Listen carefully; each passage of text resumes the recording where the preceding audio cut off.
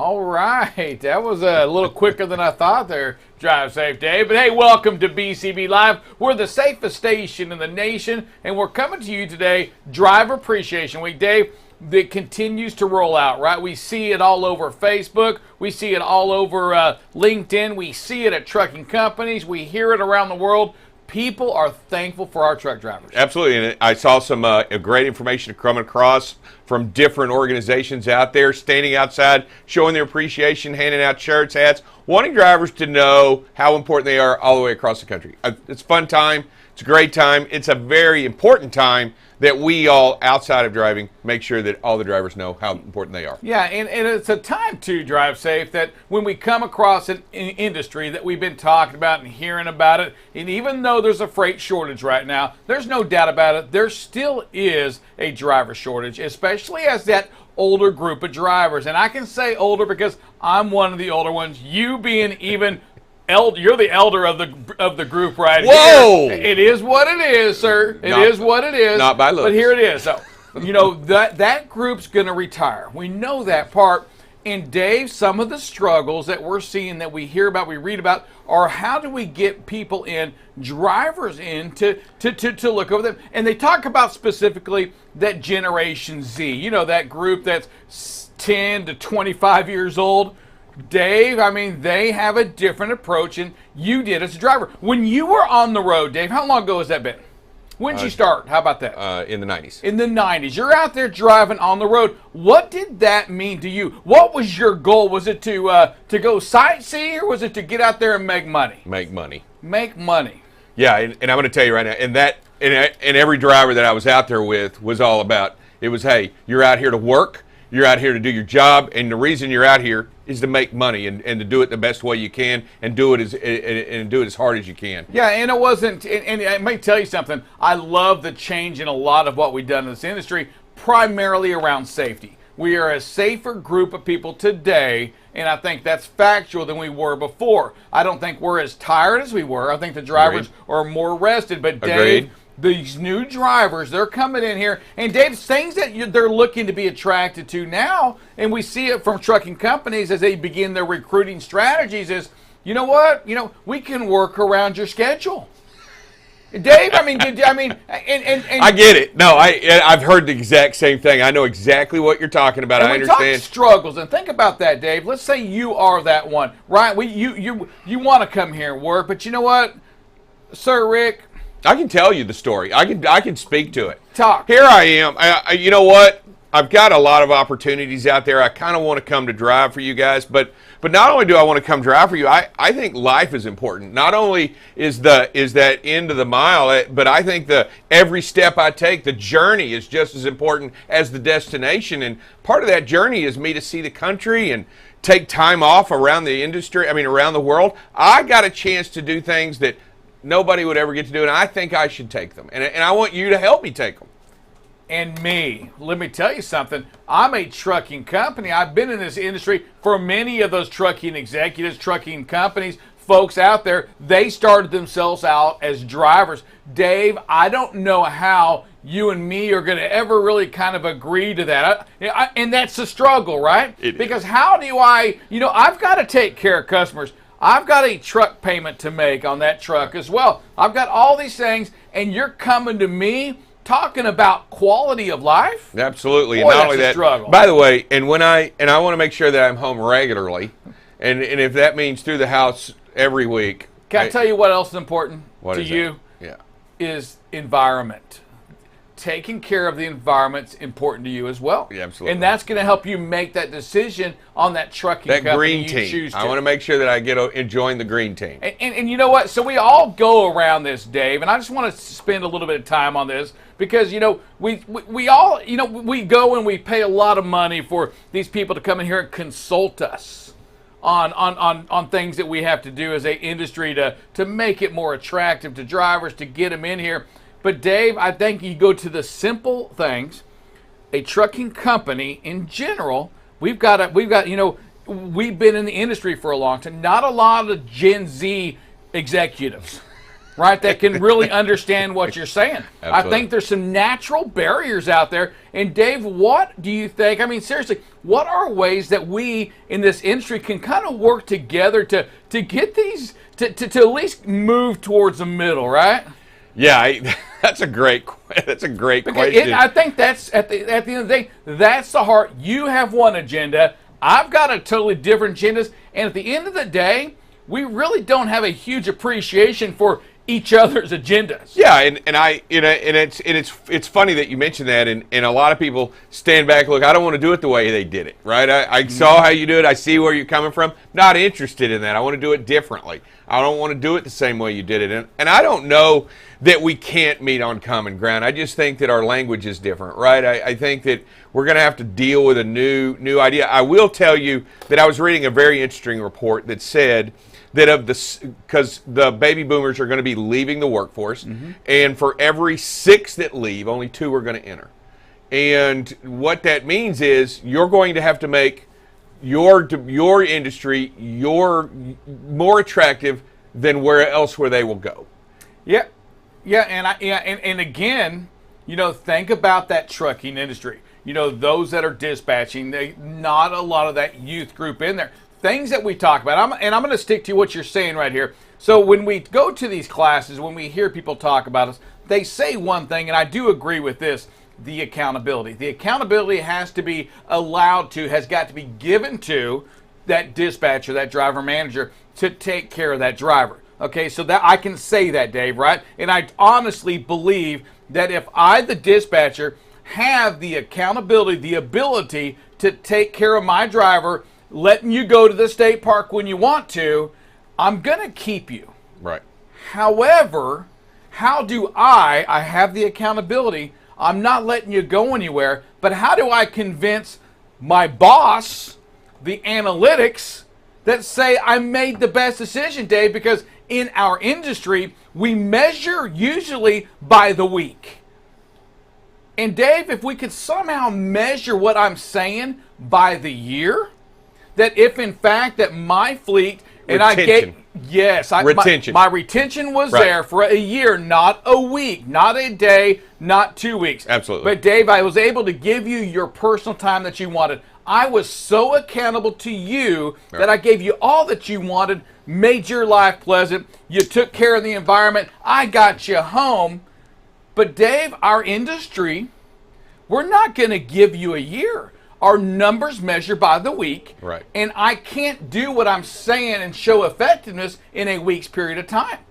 It's over that course of the year. If in fact that driver got that 90 to 100,000 miles, I'm certain most executives would be ecstatic. Yeah, and stayed. And Yes. and your let's just say your retention numbers were greater, and your recruiting didn't have to be as hard and didn't have to spend as much money in recruiting. And not only that, you saw, because I truly believe, and I don't know if the productivity increases when somebody's a little bit better at what they do, or even happier in their. Oh, for sure. I mean, right? And it not only productivity, Dave, but safety. You have a safer driver out Absolutely. there, which is so critical. Again, safety, we believe, is the most critical thing. Yeah. But Dave, when a driver understands their dispatcher, understands the company they work at, understands the lanes, understands what they're going to do, I can tell you this: they're going to be a safer driver out there on the road. They're familiar with the area they're running. Right. No surprises. They know that stoplight's there. They know the train's there. They know the track's there. They know all of these things. They're going to be a safer driver. But Dave, you the driver, me the dispatcher, and the trucking company. It's not just the trucking company, it's you. It's not just the dispatcher and you. There are a third entity, and that's that trucking company that measures what we do. My decisions I made on productivity, the decisions I made on your home time, I'm getting graded oftentimes by the day, by the week, and I can tell you this, very rare, more than a 3-week period. So how can I really show my value, the value of keeping you, if I'm not being measured by that? Yeah, that's a great question, and you should be. And I'll tell you, the retention is important. And you know what? I think a lot of that has to do with the listening also to the drivers. I mean, How often does the trucking company typically listen to the drivers on a regular basis, if not through the dispatcher?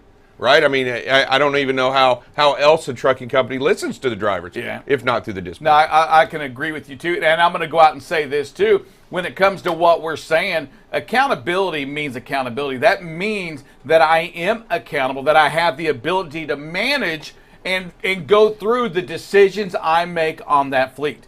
Give me the rules, give your dispatchers the rules, and let them work inside of those rules, measuring them by the course of greater than 1 week or 2 weeks or 3 weeks. Give them a chance to put their plan together to keep David there with them for a year, 2, 8, 15 years. All of that, not have to replace him. Because, Dave, when you quit on me, right, because you didn't do what I wanted to do, you wanted to take time off, that truck is now going to stay vacant for a week anyway. At least a week. And then I'm going to take somebody else in here that's may have 105% chance of turnover, because that's what most trucking companies run today, 100% turnover. I've got to bring you in and get somebody else because I'm going to let you quit too. I'm not going to be held accountable to numbers. I'm not going to be held accountable to what I can produce in the year, not a day, week, month.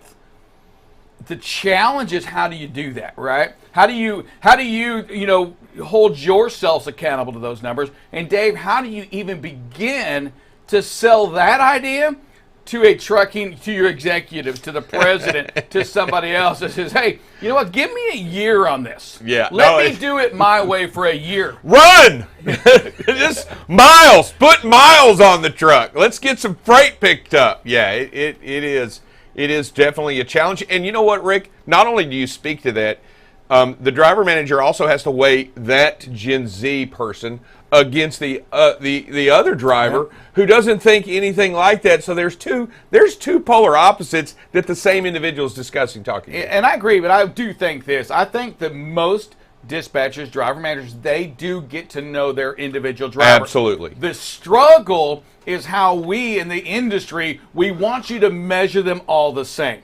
Right. We want you to do with one as you do with all. And Dave, I can tell you this: you think Tom Brady gets a special treatment than a defensive lineman up there? Absolutely. Do you think that best player, those players that have been there for many years have the super? Do you think they get any kind of special arrangement than somebody else? And I'm going to say yes. You don't treat every player on that football team exactly the same. I'm going to tell you this. I guess one of the most interesting things that I learned while being a dispatcher is that everybody's formula for success is absolutely different. Agree. So it doesn't matter. Some guy may have to have his children every other weekend and needs to be home in order to see them because that's how he gets his kids, right? It's very important to him.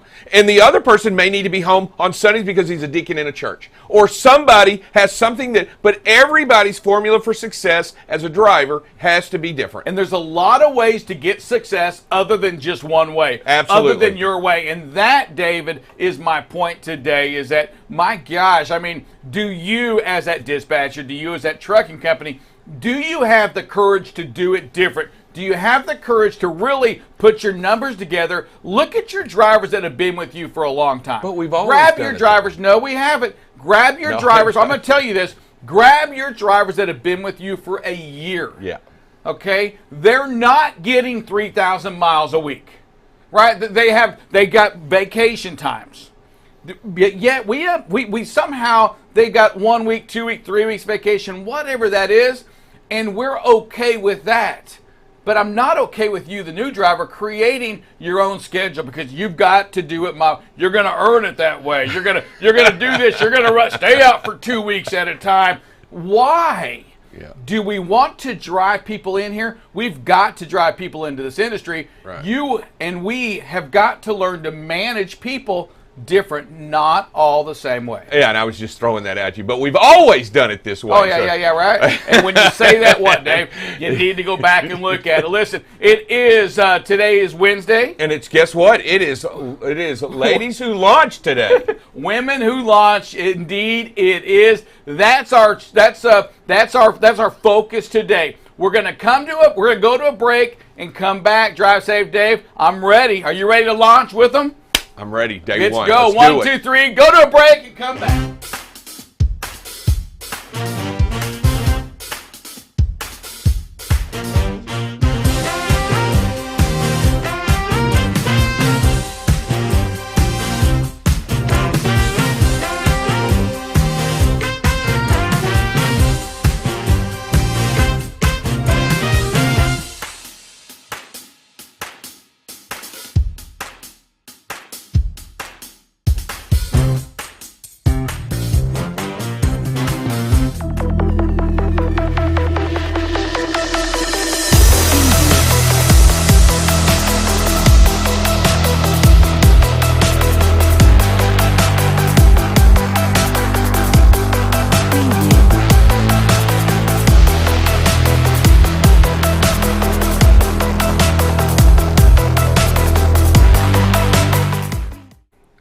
All right, welcome back to BCB Live. We're the safest station in the nation, and Drive Safe Dave. Today on Ladies Who Launch, we have Elizabeth Barna. Elizabeth is the Executive Vice President of the American Trucking Association. Elizabeth, welcome to BCB Live. How are you doing today? I am great. Thanks so much for having me. Always our blessing. I'll tell you that. We're lucky and privileged, and we appreciate the time that you're giving us. Let's just hop into it. Talk to us a little bit for some of the viewers that haven't had a chance to be introduced to you. Talk to us and tell us a little bit about yourself. Sure. I have been in the trucking industry for a little bit over 25 years, so it's really my passion. It's my heart. I've been at ATA an awfully long time. One of the things that is under my portfolio is improving the image of the industry and that of the professional driver. Wow, and that's critical, especially as we look to bring others in here. Elizabeth, I do want you to talk about this. We talk about and we hear about Women in Motion, the program with the ATA. Talk to us that. Why was it started, and when did you get that launched? Sure, we launched it mid-July, July 15th, and the reason we did that was we had heard from a lot of our membership that they wanted a positive women's program out there. And so that is what we did. We have done a lot since July 15. We've got some positive stories out in the news. We have 2 op-eds that ran just last week, one in Indianapolis, one in Knoxville. And it's really to empower those women that are already in the industry, help develop them, help grow them, but also to recruit professional truck drivers, technicians, dispatch, finance, safety, security, recruiting. We need women in the entire industry, not just out on the highway. You know, there are a lot of similar programs kind of going what's going on right now, but why this one right now? Why this one did you decide to do this one? Sure, we feel like we bring a lot to the table, and we work closely with Women in Trucking. Ellen Boyer is actually on our advisory committee. But we are a state federation. We are a federation. We've got 50 state trucking associations. So we've got a voice in every state and with their memberships as well. We've got an army of policy experts and lobbyists that can go up to Capitol Hill and into the agencies and that can help us work through some of those obstacles that women may face as a driver in the industry. So you talk about lobbyists and how do we get involved? How does everyone get involved in this Women in Motion? Everybody can get involved in Women in Motion by really telling the story of the trucking industry, getting out there and profiling women that are drivers, women that are in it, to talk about what a great career option trucking has, the different segments of the industry they have. You know, I had 2 America's Road Team captains in here with me today, and we were talking earlier about how do you recruit women? And Rhonda said back when, it was hard. The LTL jobs were hard to get, pick up and delivery, so it was hard for her to be home every night. Now she said you can walk into a job where it's P&D, and if you've got small kids, you can work 9 to 5 if you have to. So talk about the different segments of the industry. Obviously, the salaries and the compensation that you get, that I think people are a little bit surprised at what a truck driver can make and earn. And talk about the flexibility that they are really trying to have now, especially in the segment to allow you to get home at night. We know that safety is obviously critical in everything we do. You know, Women in Motion, what are you doing to kind of advocate the safety side of the business? So I'll be honest, we launched on the 15th, and 2 days later, the truck parking bill was coming up in the House Transportation and Infrastructure Committee. And so we went ahead and sent a letter from Women in Motion talking about the need for safe parking. So you're not parking, on an on-ramp or an off-ramp. It's well lit. And it's not only good for all professional drivers, but especially for women as well. So talking about that and talking about personal safety, there's a lot of women drivers out there. We say it's almost 8%. They've got great experience and great tips that they can give others just joining the industry. April was in my office and we were talking about, she said, everybody says, bring mace with you. She said, I bring hornet and wasp spray with me. It goes farther and longer, and so they're not even that close to me.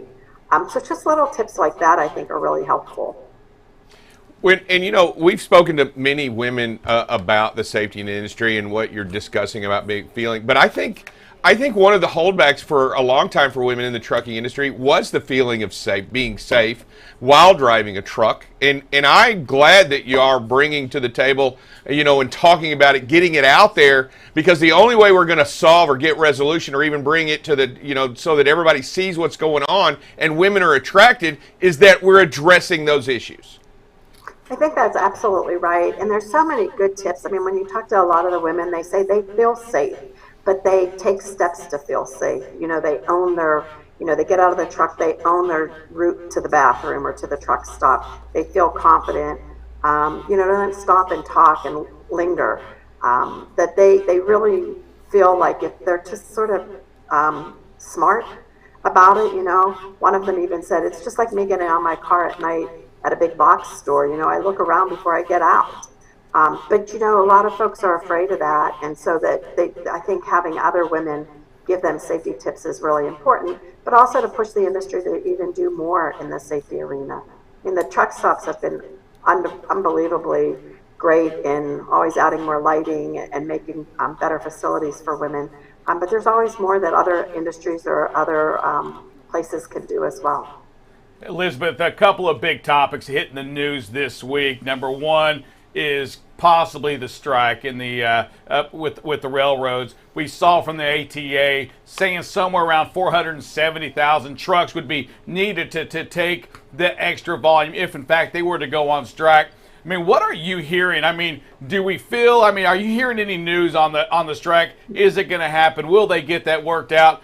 And how are we in the industry possibly going to step in and once again come to the rescue of America? I think we all learned from the pandemic that you never really know anything until it happens. Right. So, here in Washington, it's sort of the same thing. You hear a little bit here, a little bit there, and until they actually come to an agreement, I don't really want to speculate at all. But I will say that this is another reason that there has to be respect for the truck driver and for what the industry does. We learned a lot of that during the pandemic when people couldn't get the goods they needed, and now this may happen again. Yeah, for certain on that. Speaking of respect for the truck driver, it is National Truck Driver Appreciation. Talk to us about some of the programs the ATA does for these truck drivers. Sure, we are really excited this week. I always say everybody should be thanking a truck driver every day, but this is the week and the month to really celebrate the drivers. So through Trucking Moves America Forward, which is our image movement, we've got billboards across the country with real truck drivers on there, local drivers, calling them heroes. There's one that even says we're essential before essential was cool, because nobody was an essential worker before. Some of it is talking about trying to get, recruiting into the industry as well, talking about what a great career it is. We've got radio ads across the country as well. One of the things we're doing at ATA for the first time is doing fuel pump advertising. Thought we would reach a lot of families that way in the motoring public, and maybe they would be able to be more respectful out on the highways to the drivers and to the trucks out there. We've got one of our show trucks up in front of our Capitol Hill office today with a number of drivers. Members of Congress are stopping by, agency officials are stopping by, just really to highlight what the industry does and have them thank those drivers as well. And then the rest of the week, we've got a lot of radio, TV interviews, We're going to be over at FMCSA tomorrow with one of our women drivers, talking about what it's like at their press conference to be a woman in the industry and why safety belts are so important. But we've got lots of videos. Our homepage, our CEO gives a big shout out to them. So just a lot of pats on the backs, a lot of thanks, and an awful lot of respect. And we're almost out of time, but I wanted to ask you really quickly. We've been talking about what's going on now and what we're doing, and you've been in the industry 25 years. Where do you see it going with women in the trucking industry, and your vision, your personal vision for that? I see it just growing. I really do. I think by the programs like Women in Motion, Women in Trucking, and having other women out there ascend to the top, we've got enough in our state trucking associations. Right now, we have 13 state trucking association executives, presidents of their states that are women, and at the end of the year, we'll have 14. So I think the more women out there telling their story, the more drivers out there, women drivers telling their story, why they got into the industry, but why they stay in the industry, I think really is making a difference. We learned about 8 years ago when we started doing national polling that the more somebody knew somebody in the industry, the much better perception they had, and the perception of the trucking industry each year goes up. It's trending upward again this year. The poll will be completed just in about a week. But it's really people out there talking about it and taking pride in what they do, and trying to recruit others into the industry. You guys were talking about earlier, we've got a lot of retirees coming up, and COVID didn't help that, the pandemic, with a number of drivers retiring. So we really need to fill those seats. Yeah, agree on that. And we did see an increase. We saw that in the Women in Trucking report came out, more seats from females. However, one thing we didn't see an increase of the other items involved in trucking, such as that mechanic job. That stayed at about 8%. There are so many sides of this industry that we have to sell. It's not just the truck drivers. Yes, we've got to get more truck drivers, but it's the dispatchers, it's the HR, it's the CEOs. So many positions out there that we need good, qualified people. Elizabeth, I want to thank you for all that you do. I want to encourage you to continue to go out there and spread that word. We're going to do what we can do to help Drive Safe Dave. Before she gets out of here, though, Dave, she's got a little bit of work to do. Yeah, and we do. We ask all our guests before they get out of here, Elizabeth, they'll state their name, where they're from, or who they're with, and that you're watching BCB Live, the safest station in the nation. Can you do that for us? Sure. Elizabeth Barna, American Trucking Association's watching the safest station in the station. I said that wrong.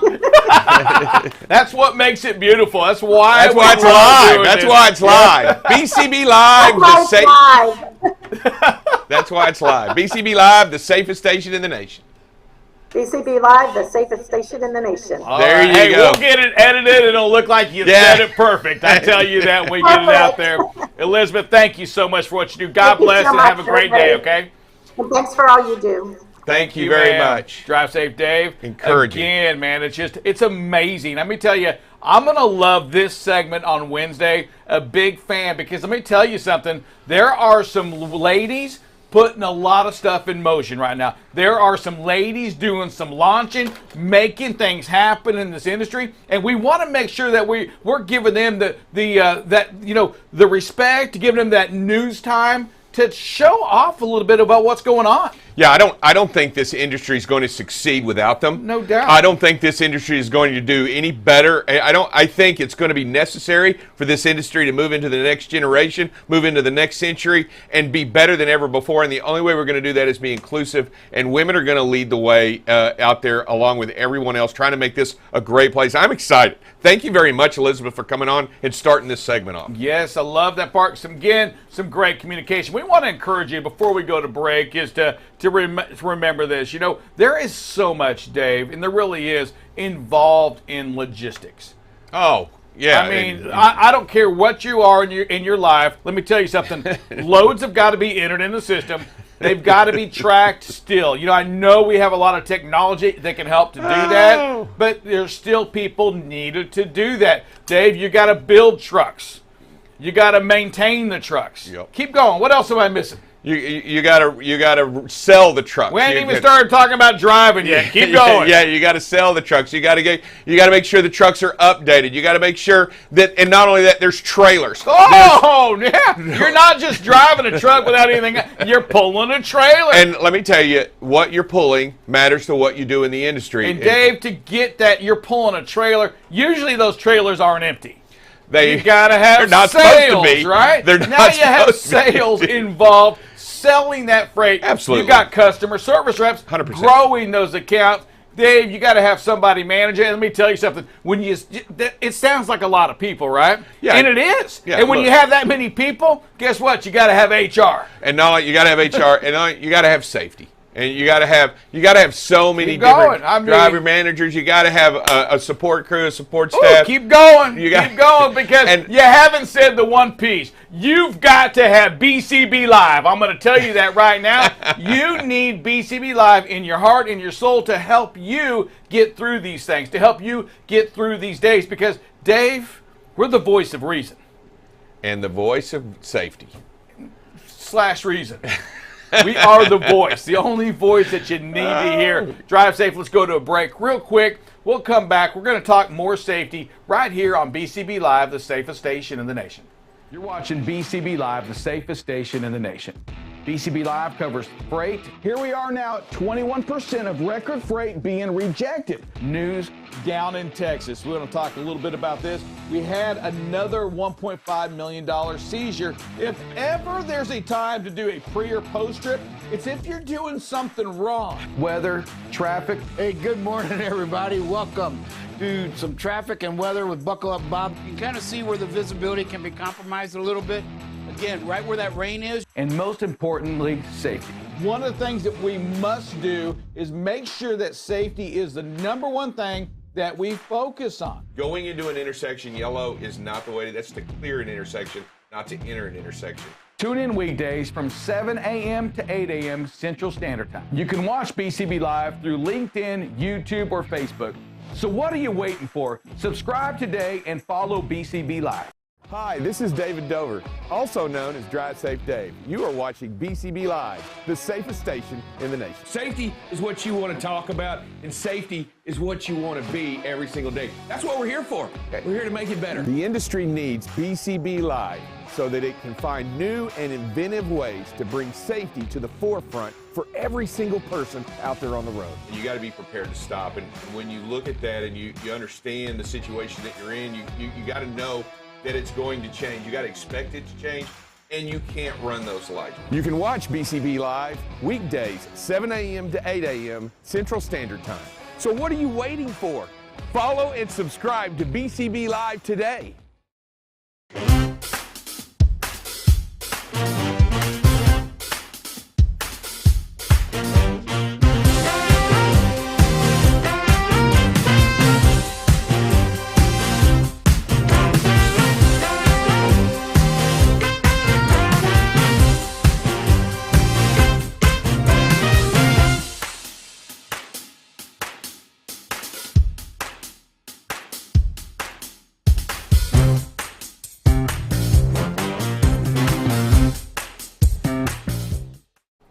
Welcome back to BCB Live, we're the safest station in the nation, and we're joined today by Buckle Up Bob. Buckle Up, you know, I just can't help but notice your shirt's on backwards. What's going on with that? We are celebrating at BCB. We've got your backs out there, drivers. So we're putting our shirts on backwards to demonstrate we have your backs out there. All right, so Bob, shirt backwards, Drive Safe Dave, to represent to you that, you know what, we got your back, so we're wearing our shirt backwards. Sure you Kind of a neat thing. Okay, I just thought maybe he was running a little bit late and slipped it on wrong. You know what? He was a little late coming into here. I was thinking the same thing. I didn't know. It looks good. It kind of, boy, it really does change the look of a shirt when you wear it backwards. It does. It does. And it's hard to tuck in. I feel like you're choked right now, like you're getting choked. And then when he turns around, it looks like you got a deep plunging, neckline back there. I'm not sure I understand that. Yeah, the only people who can get away with this is girls, right? I agree. Their blouse is buttoned in the back sometimes. I agree. So. And yes, and don't look at all the hair in Bob's back over Yeah. there. You can see it all. Don't look there. Just pay attention to the front on it. Hey, Buckle Up. We are at a critical moment right here on Driver Appreciation Week. we're hump day. We're talking Yes. about that. But we're also talking, about what's going on out there on the roads, right? There's a lot of aggravation happening, not just this week, but, all the time. I mean, Yeah, the tempers are just seem to be getting higher and quicker. They trigger quicker. And we're going to show a video here in a little bit for you drivers out there of an actual, I'm going to say road rage and whatever else you want, aggressive driving. We've talked this week about how the unsafe driving behaviors that we demonstrate out there can lead to road rage. And you're going to see something here, later on that is just kind of embodies all that, where, if you, the driver out there, aren't careful to help de-escalate that, and we're going to give you some tips on what you should have done, it could end up in some tragic situations, and they've had that. We know, we gave a statistic out the other day that, annually, road rage incidents generally generate 31 murders a year. Yeah, and there's a lot of things that go out there on the road. I know Drive Safe, you were out there on the road. You came across situations in which maybe you did something unintentional to another driver. Maybe you did nothing wrong, but maybe you were in the left lane, maybe you took too long to pass, but somebody got angry with you, right? Absolutely. They were perceived to have been wrong in some way, shape, form, or fashion. I can't even imagine, in fact, every single person, even young people, everybody with experienced drivers, inexperienced drivers, everybody has experienced some form of road rage at some time or another from another individual. Yeah, and we're going to talk it through. So as the video starts to play here, the one we're going to show, you're going to see the driver just going down the road right here. Something happened back in the back. We don't know what it is right here, but you're going to see right now coming up on the right-hand side, a vehicle getting ready to pass. And Drive Safe, Dave, and Buckle Up Bob, right now you're driving. Maybe nothing happened, and then this happens right here. What's going on in your mind as a driver? I'm getting brake checked right here. Something's happened. I'm getting brake checked right here and not sure what's going on. This guy definitely wants my attention and then points his arm out the window and says, pull over.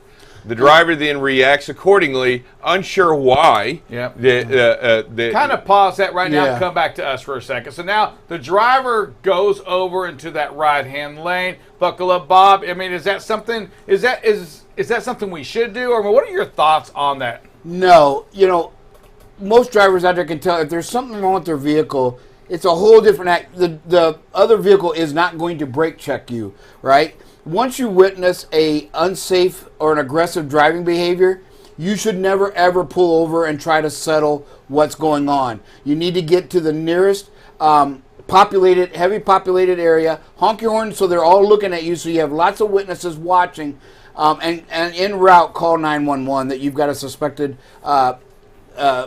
angry driver that situation that could escalate. But you never go home, you never drive to your work, and you don't pull over and try to resolve it. Yeah, so Drive Safe, I want to go to that one point right there. So somebody cuts you off, and it's an uncomfortable situation right now. Really, Buckle Up Bob and Drive Safe, your first call is going to be 911 because you want them involved in what's going on, right? You want them to know that I'm getting ready to pull over. Should I pull over? They're going to say, just stay in your truck, keep going. That way, you already have a witness, perhaps, in that 911 call, somebody advising you what to do. That's also trained in these kind of situations. Yeah, look, first of all, most of the time when there's an incident, let's just say there was a truck fire or something going on with your trailer, most of the time they pull up alongside the vehicle to get the driver's attention to point back at the trailer or to point at something. And that's a much different than what we saw here. Mm-hmm. We saw here a quick, active, get in front, brake check to get your attention in a much negative way. And that right there is going to make it difficult. But the driver did move over, unsure of what was going on here, to find out why he was asked to pull over. So the driver does this, and they get out and they discuss what transpired here. Now you see the driver getting out as well right now. I'm going to go talk to the gentleman right here. Everything seems to be fine right now, but it's a little heated down there. Right there, it starts to get heated. Yeah. He's pointing, he's screaming. And something's going on. So stop it again right there. So just kind of pause it right there. So what's going on right here? We did talk to the driver. He made sure the other driver, and I love this move, and you know what? It's something I think we've got to be cognizant about, to remind that other person, hey, just so you know, everything's being recorded right now. Right. I think that was a genius move, and I think that needs to be impressed upon everybody. I want you out there right now, when you see this, and we saw him point back at the video, right? Saying, hey, you're being recorded right now. That's critical, because that can help de-escalate something from happening. I'm everything that's going on right now is live right now, and everybody back at the base is watching what's transpiring right now on camera. So just so that everybody can just keep cooler heads, because I truly believe that'll help make cooler heads. Oh, there's no doubt about it. So this happens here. Buckle up, Bob. I know some more has happened. The driver gets back into the truck and keep playing it. Because you never know, and we talk about this, you never know what to expect from somebody else. You don't know the kind of day they're having. We talked about that this week alone. You never, ever know. Pause it. You never know what's in the mind of somebody else. No, you sure don't. And here comes the human aspect of it, because this driver, the truck driver, for just a moment almost goes to, decides to engage and go ahead and play it. And you can see him kind of, here comes that chest out, kind of stand him up a little bit, but then thinks better of it. Rightfully so. Great job at just, hey, I'm walking away from this. But boy, just that split second. Wait, stop it. Stop it. Look, we're going in the pocket. Now, here's the part that I'm saying. You never know what to expect out of somebody else. Had that have gotten a little bit heated before, you don't know if this guy's going to reach that same pocket for that. But here we go. Keep playing it. Watch the guy get something out of his pocket. We don't know what it is. And look at him in the mirror there. You've got to look at that mirror. You'll see him go down and make it bam right there. 7, 8 times jabbing the tires. Goes away. And then folds it up and puts it in. Folds his pocket knife away and walks away.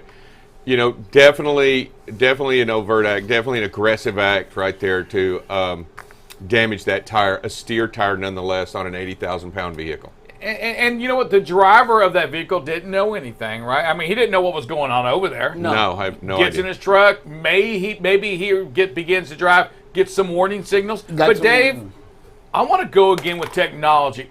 Because if the driver doesn't have, say, a newer truck, let's say he's driving a 2010 truck, does he get that same warning? No. The next thing he knows is there's a flat tire on the right-hand side of that truck. But he's got some kind of warning, though, right? Saying I thought he got a warning light or something like that inside the truck, saying not on the tire. Him. Not on the tire. We're not talking about brakes. You're talking about the air system. That's not what we're talking about. We're talking about the steer tire itself. And I was thinking that earlier in the day we looked at that, and he got that in the truck. There was some kind of warning that the steer tire was unstable. Oh, a low pressure sensor? Yes. Yeah, that is. I thought you meant on an earlier truck, like an earlier model truck, but on this truck. On an earlier model truck, would they have had that as well? No. That's my point on that. And it took us a little while to get there, but it's the same point, is that technology, once again, had this driver had been in a truck like that from 2010, 2008, would have went on down the road. And then blown tire. Possibly something happens bad on that. Again, from a safety aspect, just horrendous things that could happen when that steer tire blows. Absolutely. Technology shows him, gives him a warning on that, able to handle the situation. Again, totally different than he would have had he had not known anything about it. Yeah, absolutely. Yeah, and what I would like too is we've had conversations with especially independent contractors out there who don't want to drill holes in their hoods and put those fender hood mirrors on. That gave another picture that you wouldn't have had. That you can actually see that guy jabbing the tire, and to go with the rest of the video. So drivers out there, these fender mirrors can help you in so many ways. Just a simple thing of having them on your truck. Forget the holes. All it takes is one of these to say they're well worth it. Yeah, it's an amazing video. Great subject. You couldn't pick a better one to go over with these kind of videos right here. You never know what to expect out there on the road. What we want to make sure we're doing is maintaining our sanity, maintaining our safety, making that decision that maybe that other person just isn't going to be able to make. You make that decision to turn around, get in the truck, be safe, right? Yes. Make that intentional decision. Yeah, there's a lot here. There's a lot to digest. There's a lot of things that you can and you shouldn't do. But I'm telling you right now, if you can be reasonable, maintain your professionalism, which most drivers are, maintain your professional out there on the road, you're going to make the right decision, and you're going to understand what it means to be safe out there on the road and how important it is, not only for you, for the other individual that you come into contact with. You're going to save them a heartache as well by doing the right thing and by avoiding all of these instances whenever and however you can. Man. But I will attest to you, there is nothing wrong with a 911 call. Ever. Because you know what? The worst thing that can come out of it is nothing. The best thing that can come out of it, it might save a life. So always, if ever you have a chance, get on the 911. All right, we'll see you tomorrow at the same time, same place. Buckle up, Bob. Drive safe, Dave, the producer over there. Wishing you all a safe and great day. Make today the safest day you've ever had before. God bless you. See you tomorrow.